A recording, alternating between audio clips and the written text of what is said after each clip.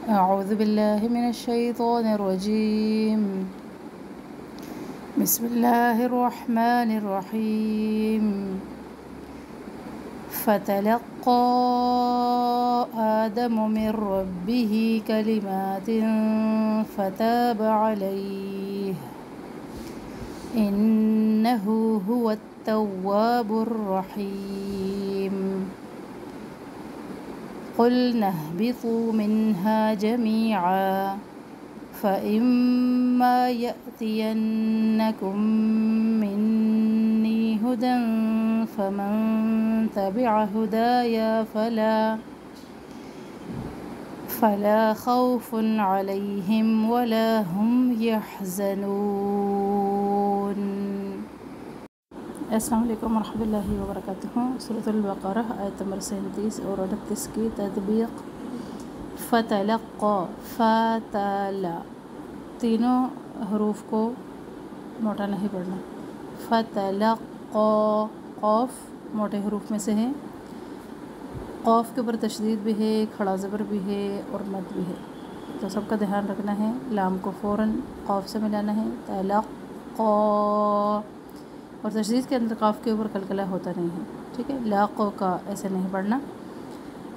کم از کم اس کے مقدار جو ہے وہ 4 الف کے برابر اس کو لمبا کرنا ہے. فتلقى آدم حمزہ الف کے اوپر جب بھی کوئی حرکت آ جائے تو وہ حمزہ بن جاتا ہے. آدم من ربه مر میم کی زیر کو را تشدید سے ملانا ہے. نون یہاں پہ قاعدہ جو ہے نون ساکن کے بعد نون ساکن یا تنوین کے بعد اگر رو آ جائے تو یہاں پر ہم ادغام کرتے ہیں. تو یہاں پر ہم جب توڑ کے پڑھتے ہیں تو میم زیر را ساکن مر ایسے اس کو پڑھیں گے. میم زیر را ساکن مر، را زبر با ساکن رب، با زیر بھی، ہا کڑی زیر ہی. تو نون سائلنٹ ہے اس کے درمیان، لیکن قاعدہ نون ساکن کا ہی ہے. تو دھیان یہاں پہ رکھنا ہے کہ من رب ہی نہیں پڑھنا، کیونکہ را میں پہلی را جو ہے وہ ساکن ہے. تو ساکن حرف کو پیچھے سے جوڑنے کے لیے، اس کو پش کرنے کے لیے حرکت کی ضرورت ہوتی ہے. تو نون سے ہم اس کو حرکت دے نہیں سکتے، اس لیے ہم اس کو میم سے ملائیں گے. مر ربہ ہا کے نیچے کھڑی زیر ایک الف کے برابر. کلمات ما کلمات نہیں پڑھنا، کلمات میم کے اوپر کھڑا زبر ایک الف کے برابر. تنوین پر اخفا کرنی ہے، آواز ناک میں جائے گی. کلمات فتاب تا الف مدہ علیہ لئی یا لین اور ہا پہ ہم نے ساکن کرنا ہے. ہا آخر میں آواز اس کی آنی چاہیے. اگر تو ہا کی آواز اسکپ ہو گئی تو بڑی غلطی ہے. علیہ نہیں پڑھنا، علیہ. ہا کی آواز سینے کی طرف سے آتی ہے اور سختی بھی ہے اس میں. انہو نون مشدد غنہ، ہو الٹا پیش ایک الف کے برابر. هو التواب واو کو تا سے ملانا ہے. تواب تو واو لین ہے اس کے اندر، تو یہاں پہ بھی دھیان رکھے. وا الف مدہ بر رحیم با پیش کو را تشدید سے ملانا ہے. حی یا مدہ اور آخر میں مد عارض سکون. قلنا قل لام ساکن کا دھیان رکھے، ہلے نہیں. نہبطوا ہا کا بھی دھیان رکھے، نہ ایسے نہ پڑھے، سانس درمیان سے بریک اپ نہ ہو اس کا. قل نہبطوا تو کو موٹا پڑھنا ہے. واو مدہ منہا نون ساکن کا دھیان رکھے، ہلے نہیں. منہا ایسے نہ پڑھے. منہا ہا میں الف مدہ جمی یا مدہ اور یہاں پہ میں رک گئی تھی. جمیعا اور جمیعا دونوں ملا کے پڑھ سکتے ہیں. جیم پر رک بھی سکتے ہیں اور نہیں بھی رک سکتے، دونوں طریقے ٹھیک ہیں. فَإِمَّا میم مشدد ایک الف کے برابر الف مدہ یأتینکم یا جھٹکا اس لیے آ گیا کہ الف جو ہے ساکن ہے اس کے اوپر، یہ حمزہ بن گیا تو آواز میں جھٹکا ہوگا. یأتینکم نون مشدد ایک الف کے برابر. اب کاف کا پیش جو ہے اس کو میم تشدید سے ملانا ہے. یہاں پر بھی میم سائلنٹ ہے، یہاں پر ہے میم ساکن کا قاعدہ، لیکن میم سائلنٹ ہوگا اور کاف کو ہم میم تشدید سے ملائیں گے، اس لیے کہ اس کے اندر پہلا میم جو ہے وہ ساکن ہے. تو ساکن کو پش کرنے کے لیے پیچھے سے حرکت کی ضرورت ہوتی ہے اور وہ کاف ہے، تو کاف کے ساتھ اس کو ہم ملا کے پڑھیں گے. کم منی نی پورا ہو یا مدہ ہے. ہدن اخفا تنوین پر، فمن یہاں پر بھی اخفا، تبع سنگل حرکات ہیں، کسی حرکت کو لمبا نہ کرے، ہدا یا ہدا الف مدہ یا سنگل حرکت ہے، فلا الف مدہ، خوف واو لین، اور یہاں خوف نہیں پڑھیں گے، خوف نہیں پڑھیں گے، خوف جو ہے اردو کا لفظ ہے، خوف تنوین کا اظہار کریں گے اس سے کہ عین ہے آگے، اور عین حروف حلقی میں سے ہے، 6 حروف حلق سے ادا ہوتے ہیں تو اس میں سے عین بھی ہے، لئی یا لین، اس کو علیہم نہیں پڑھنا، علیہم غلط ہے، یہ مجہول طریقہ ہے، علیہم، ولا الف مدہ، ہم میم ساکن پہ زیادہ نہ ٹھہرے، یحزنون، نو و مدہ اور آخر میں مد ازد سکون۔ نحمدہ و نصلی علی رسولہ الکریم، اما بعد، فاعوذ باللہ من الشیطان الرجیم، بسم اللہ الرحمن الرحیم۔ سورہ البقرہ کی آیت نمبر 37 اور 38 دو آیات کو آج ہم ان کا ٹرانسلیشن، ترجمہ اور ان کے روٹ ورڈز کو دیکھیں گے۔ آغاز ہوتا ہے اعوذ باللہ من الشیطان الرجیم، فتلقی، تو سیکھ لیے، آدم علیہ السلام نے، من ربہ، اپنے رب سے، کلمات، چند کلمات، فتابا، پس مہربان ہوا، علیہ، اس پر، انہو، بے شک وہ، هو التواب، وہی ہے، التواب، سب سے زیادہ توبہ قبول کرنے والا، الرحیم، رحم فرمانے والا۔ پہلا لفظ ہے فتلقی، اس کا روٹ ہے لام قاف یا، فا کا مطلب ہوتا ہے پس یا پھر یا تو، اور تلقی کا مطلب ہوتا ہے تلقین کے لیے یہ لفظ استعمال کیا جاتا ہے، اور تلقین اسی سے نکلا ہے، بار بار دہرائی جانے والی چیز، یعنی جب بار بار دہراتا ہے انسان تو اس کو سیکھ جاتا ہے نا، تو اس سے اس کا ترجمہ کیا گیا کہ سیکھ لیے آدم نے، بار بار ان کو دہرائے گئے اور انہوں نے سیکھ لیے حضرت آدم علیہ السلام نے۔ کلمات، کاف لام میم اس کا روٹ ہے، کلمہ کی جمع ہے۔ پھر اس کے بعد ہے فتابا، تو فا وہی پس یا پھر یا تو، اور تابا لفظ ہے جس کا روٹ ہے تا باؤ با، مطلب ہوتا ہے اس کا مہربان ہونا، متوجہ ہونا، پلٹنا، معذرت کی سب سے بہترین صورت ہوتی ہے تابا۔ انسان کے لیے ہو تو اس کا مطلب ہوتا ہے توبہ کرنے والا، اور اللہ کے لیے ہو تو اس کا مطلب ہوتا ہے توبہ قبول کرنے والا۔ اس کے بعد ہے اگلی آیت ہے قُلْ نَحْبِطُوا، کہا ہم نے، اِحْبِطُوا، اتر جاؤ، منہا، اس میں سے، جمیعاً، سب کے سب، فَإِمَّا، پھر اگر، یَأْتِیَنَّکُمْ، آئے تمہارے پاس، منی، میرے پاس سے، مجھ سے، ہدن، ہدایت، کوئی ہدایت، فمن، تو جو کوئی، تبع، اتباع کرے گا، پیروی کرے گا، ہدایا، میری ہدایت کی، فلا، تو نہیں، خوف، کوئی خوف، علیہم، اس پر، ولا، اور نہ، ہم، وہ، یحزنون، غمگین ہوں گے۔ روٹ ورڈز دیکھ لیتے ہیں، اس میں پہلا ہے جمیعاً، جیم میم عین، جمیعاً ہوتا ہے سب کا سب، پھر اس کے بعد ہے یأتینکم، حمزہ یا تا، اس کا مطلب ہے آئے تمہارے پاس، آتا ہوتا ہے حمزہ تا الف، آتا ہوتا ہے آنا کسی چیز کا، جیسے ہم اردو میں کہتے ہیں نا عطا کرنا، عین توئیں الف کے ساتھ عطا کرنا، ایگزیکٹلی ان معنوں میں یہ ہوتا ہے، الف تا الف کے ساتھ عطا کرنا۔ عطا کرنا کا مطلب ہوتا ہے آنا، کوئی چیز آنا۔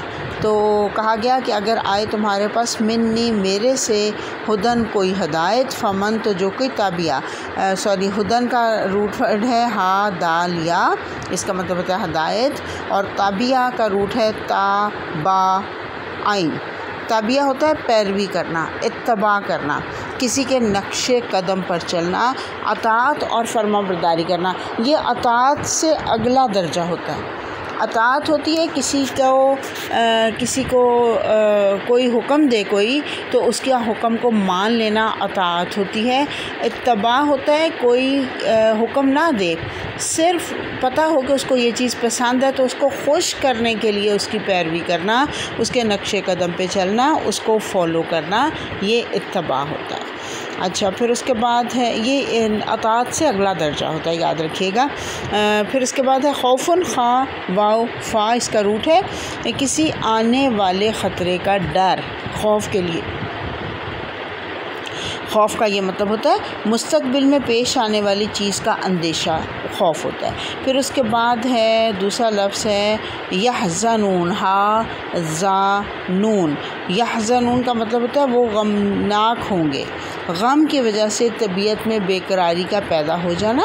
زمین کی سختی کے لیے بھی حزن کا لفظ استعمال کیا جاتا ہے، لیکن عام طور پہ حزن کا مطلب ہوتا ہے گزشتہ زندگی کے گناہوں پر غم زدہ ہونا۔ غم جو ہوتا ہے نا وہ گزشتہ زندگی کا ہوتا ہے، فیوچر کا، مستقبل کا خوف ہوتا ہے جو پیچھے ہم نے پڑھا، اور ماضی کا غم ہوتا ہے جس کی یہاں بات کی جا رہی ہے۔ وآخر دعوانا الحمدللہ رب العالمین، نحمدہ ونصلی علی رسولہ الکریم، اما بعد فاعوذ باللہ من الشیطان الرجیم، بسم اللہ الرحمن الرحیم۔ رب اشرح لی صدری ویسر لی امری واحلل عقدۃ من لسانی یفقہوا قولی واجعل لی وزیرا من اہلی اللہم فقہنا فی الدین رب زدنی علما رب یسر ولا تعسر وتمم بالخیر۔ آج الحمدللہ ہم سورہ البقرہ کی آیت نمبر 37 اور 38 کو سمجھنے کی کوشش کریں گے۔ اللہ تعالیٰ فرما رہا ہے آیت نمبر 37 میں فَتَلَقَّى آدَمُ مِن رَبِّهِ کَلِمَاتٍ، پس سیکھ لیے آدم علیہ السلام نے اپنے رب سے چند کلمات، فَتَابَ عَلَيْهِ، پھر مہربان ہوا اس پر، إِنَّهُ هُوَ التَّوَّابُ الرَّحِيمُ، بے شک وہ تو ہے ہی بہت توبہ قبول کرنے والا اور بہت رحم فرمانے والا۔ پیچھے سے ذہن میں رکھیے پیچھے کا سارا پس منظر کہ شیطان نے حضرت آدم اور اماں حوا کو پھسلا دیا، فَأَزَلَّهُمَ الشَّيْطَانُ، اور ان کے پھسلانے کی وجہ سے ان کو جنت میں سے نکلوا دیا۔ حضرت آدم کو احساس ہو گیا اپنی غلطی کا، اور حضرت آدم اور اماں حوا کو انہوں نے فوراً اپنی غلطی کا اعتراف کیا اور فوراً اپنے رب سے چند کلمات سیکھ لی اور توبہ کر لی، اور اللہ تو ہے ہی تواب الرحیم، اور اللہ نے ان کو معاف کر دیا۔ اور یہی فرق ہے انسان اور شیطان میں کہ شیطان اعتراف نہیں کرتا۔ انسان اگر واقعی انسانیت کے درجے پہ فائز ہے تو وہ اپنی غلطی کو فوراً مان جاتا ہے، اعتراف کرتا ہے اور معافی مانگ لیتا ہے، تو پھر اللہ بھی رحم فرماتا ہے۔ دیکھیے غلطیاں اور گناہ دو طرح کے ہوتے ہیں، ایک تو وہ جو انسان کو پتہ ہوتا ہے کہ اللہ اور اس کے رسول صلی اللہ علیہ وسلم نے ان چیزوں سے منع کیا ہے، لیکن شیطان کے بہکاوے میں آ کر وہ ان گناہوں کو کر بیٹھتا ہے۔ یہ گناہ جہنم میں لے جانے کا باعث بن جاتے ہیں، ان پر سچی توبہ کرنی چاہیے اور آئندہ کبھی بھی نہ کرنے کا پختہ ارادہ بھی ہونا چاہیے۔ اور دوسری قسم کے گناہ وہ ہیں جو انسان غلطی اور بھول چوک میں کر بیٹھتا ہے۔ مثلاً روزے میں کچھ غلطی سے کھا لیا، ارادہ نہیں تھا، غلطی سے آنکھ لگ گئی اور نماز قضا ہو گئی، بعد میں یاد آ گیا تو پڑھ لی، اور بھولے چوکے سے روزہ بھی نہیں ٹوٹتا، نماز بھی قبول ہو جاتی ہے۔ بعض اوقات نیت نہیں ہوتی، ارادہ نہیں ہوتا، لیکن انسان شیطان کے بہکاوے میں آ کر، اس کے وسوسے میں آ کر یا خواہش نفس سے مجبور ہو کر کوئی غلطی کر بیٹھتا ہے، تو پھر اس کو کیا کرنا چاہیے؟ فوراً توبہ کر کے اللہ سے معافی مانگنی چاہیے، آئندہ کے لیے نہ کرنے کا پکا وعدہ بھی کرنا چاہیے۔ ایسی غلطیاں امید ہے کہ اللہ سبحانہ وتعالیٰ معاف فرما دیں۔ سورۃ طٰہٰ میں اللہ تعالیٰ فرماتے ہیں کہ ہم نے حضرت آدم علیہ السلام میں نافرمانی کا ارادہ نہیں پایا تھا، وہ صرف عرصہ گزر جانے کے باعث بھول گئے تھے، اور شیطان کے بہکاوے کی وجہ سے اور بھولنے کی وجہ سے حضرت آدم اور اماں حوا نے پھل تو کھا لیا اور فوراً ہی ستر کھل گئے، اور پھر ان کو اپنی غلطی کا احساس ہو گیا۔ آج بھی یاد رکھیے شیطان انسان کو ستر کھولنے کی ترغیب دیتا ہے، اور آج بھی سب سے پہلے بے حیائی کی طرف اکساتا ہے، حجاب نہ کرو سارا حسن چھپ جائے گا، ٹائٹس پہننے کی ترغیب، اس طرح کی چیزوں کی طرف ترغیب دلواتا ہے۔ شیطان انسانوں کو ورغلاتا ہے کیونکہ اس نے اللہ تعالیٰ سے وعدہ کیا ہے کہ میں اپنی پیروی کرنے والوں کو اپنے ساتھ جہنم میں لے جاؤں گا۔ تو حضرت آدم اور اماں حوا کو جیسے ہی اپنی غلطی کا احساس ہوا سخت پریشان ہوئے کہ کیسے اللہ سے معافی مانگے۔ اللہ تعالیٰ ان کے دل کی حاجت سمجھ گئے، کیونکہ اللہ تعالیٰ تو دلوں کے راز جاننے والے ہیں نا، تو اللہ تعالیٰ ان کی بے چینی کو بھانپ گئے فوراً۔ اللہ غفور الرحیم ہے، اللہ تعالیٰ نے خود ان کو توبہ کرنے کی دعا سکھائی، جو انشاءاللہ ہم سورہ الاعراف آیت نمبر 23 میں پڑھیں گے۔ ربنا ظلمنا انفسنا وان لم تغفر لنا وترحمنا لنکونن من الخاسرین۔ یہ دعا اس بات کی دلیل ہے، بہت اہم بات یہاں پہ پتہ چلتی ہے کہ دعا جو ہے وہ بغیر کسی وسیلے کے ڈائریکٹ اللہ تعالیٰ سے مانگنی چاہیے، کیونکہ حضرت آدم نے کوئی وسیلہ نہیں مانگا تھا۔ اس دعا میں کسی وسیلے کا ذکر نہیں ہے، اور لوگوں میں یہ جو حضرت آدم کو وسیلہ پکڑنے کی باتیں مشہور ہیں نا، یہ سب غلط ہیں، جھوٹ ہیں۔ یہ دعا سکھا کر اللہ تعالیٰ میں یہ تعلیم دے رہا ہے کہ خواہش نفس کے بہکاوے میں آ کے یا شیطان کی اکساہٹ میں آ کر اگر کوئی گناہ ہو جائے تو فوراً اللہ سے سچی توبہ کرنی ہے، اور سچی توبہ کرنے کے لیے کوئی مخصوص الفاظ یا خاص جو طریقہ اس کی ضرورت نہیں ہوتی، لیکن توبہ میں احساس ندامت بھی ہو اور شرمندگی کا احساس بھی ہونا چاہیے، اور آئندہ نہ کرنے کا وعدہ بھی ہونا چاہیے، اور ایسے موقع پر شرمندگی کے آنسو بہانا بھی اللہ کو بہت محبوب ہے۔ احساس ندامت کا جذبہ بہت ضروری ہے۔ جو دعائیں اللہ تعالیٰ نے یا نبی صلی اللہ علیہ وسلم نے ہمیں سکھائی ہیں، ان کو پڑھ کر قبولیت کی زیادہ امید ہوتی ہے، اور یہ بھی بہت ضروری ہے کہ دعا بغیر وسیلے کے مانگی جائے۔ وسیلے سے مراد ہے کہ دعا کسی بزرگ ہستی، کسی زندہ یا مردہ کا نام لے کر اگر وسیلہ بنا کر ان کو، ہاں البتہ انسان اپنے نیک اعمال کو وسیلہ بنا سکتا ہے۔ مثلاً قرآن پڑھنے کے بعد جو دعا کی جاتی ہے وہ قبول ہوتی ہے، صدقہ خیرات یا کوئی نیکی کا کام کرنے کے بعد جو دعا مانگی جاتی ہے وہ قبول ہوتی ہے۔ تو اللہ سبحانہ تعالیٰ نے حضرت آدم اور حضرت حوا کی دعا قبول فرمائی اور انہیں معاف کر دیا، اور لیکن جنت سے زمین پر جا بسنے کا حکم قائم رہا، کیونکہ یہ اللہ کی مصلحت تھی۔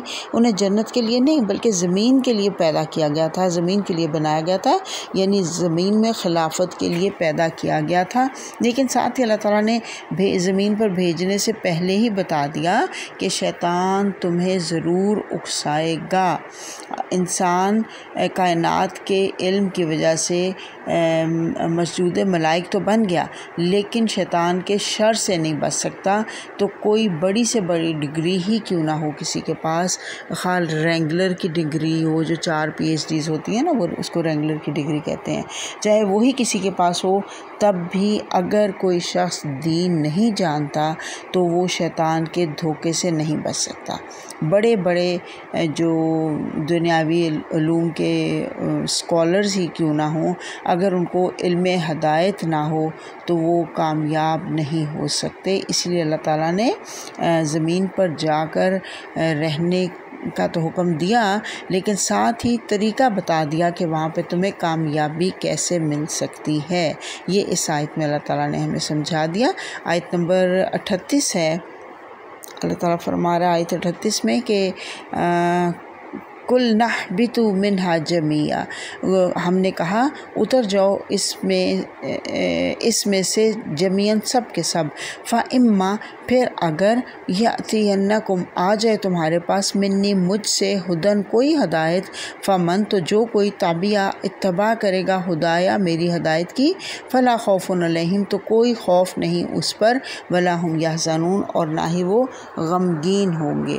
اللہ تعالیٰ نے حضرت آدم علیہ السلام کو زمین پر اپنا نائب بنا کر بھیجنے کے لیے پیدا کیا تھا، اور لیکن زمین پر بھیجنے سے پہلے جنت کی نعمتوں کا مشاہدہ کروا دیا گیا تاکہ وہ دنیا میں جا کر اپنی منزل یعنی جنت کو بھول نہ جائیں، اور ایک آزمائش سے گزار کر انہیں یہ سبق بھی دے دیا گیا کہ دنیا میں انہیں ایسی کئی آزمائشوں سے گزرنا پڑے گا، کیونکہ دنیا تو ہے ہی آزمائش کا اور امتحان کا، اور ان آزمائشوں سے گزرنے کے لیے ان کو دنیا کا علم کام نہیں آئے گا۔ جنت میں بھی وہ کام نہیں آیا، بلکہ اللہ کی سکھائی گئی دعا ہی وہاں پہ بھی کام آئی تھی، لہٰذا دنیا میں بھی امتحان پاس کرنے کے لیے اللہ تعالیٰ کی طرف سے جو ہدایت اور رہنمائی ملے اسی کو پکڑنا پڑے گا۔ اس رہنمائی کو انسانوں تک پہنچانے کے لیے اللہ تعالیٰ نے رسول اور پیغمبر دنیا میں بھیجے، اور حضرت جبرائیل کے ذریعے ان پیغمبروں تک ہدایات جو ہیں وہ وحی الہی کے ذریعے ذریعے سے نازل کی،